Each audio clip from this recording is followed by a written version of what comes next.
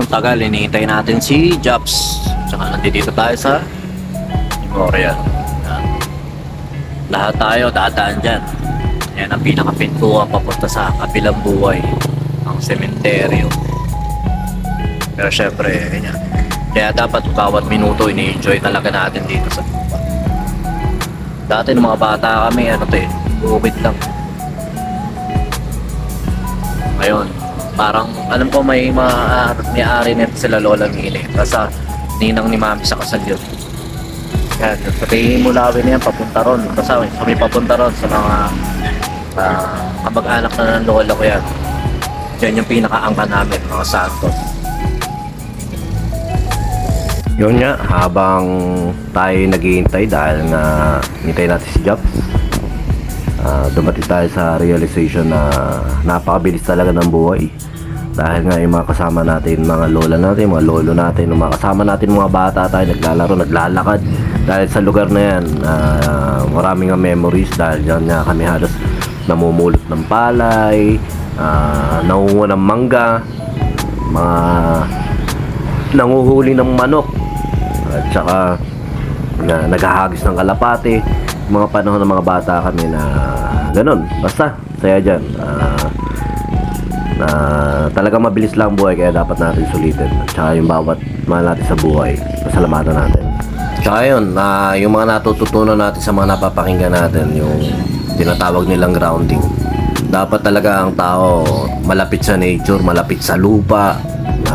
Nakikita niyo mga sinaunang tao, yung mga sinaunang magbubukid, mga matatandaan, haba ng buhay kasi ayun nga, lagi silang nakababad halos sa lupa, yung mga nagpagtatanim. Yung sa atin naman, yung mga natututunan natin term doon, yung pinaka-grounding, yung kumbaga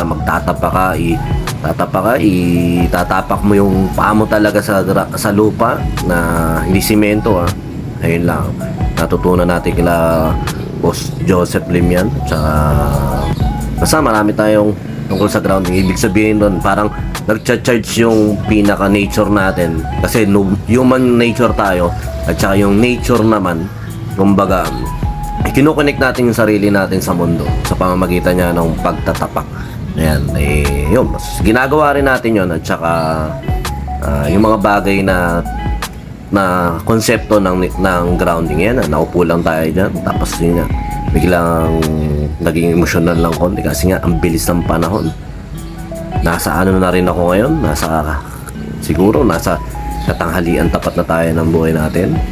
At saka yun nga, basta marami kasing bagay na ang bilis ng panahon, hindi mo makikita mo pa ba yung mga anak mo sa mga susunod na panahon, mga apo mo na ganitong edad ka na. Basta maraming ganun na minsan nakakalungkot. Kaya ang sabi nga, habang nandiyan dyan, pahalagahan bawat minuto, bawat pagkakataon, mga tropa, mga kaibigan, mga magulang.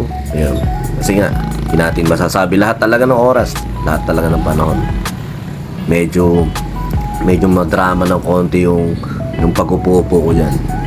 Kasi ng toko si Jobs tagal dumating, kaya kung ano-ano mga pinag-iisip at pinaggagawa ko. Pero ayun lang, syempre masarap din yung nalalabas-labas ka, nakikita mo yung mga simpleng tao na nagtatrabaho, umuwi, masaya, pagod, pero maraming konsepto ang buhay. Basta tuloy lang tayo kung ano meron tayo ngayon, pagpasalamat natin sa Diyos.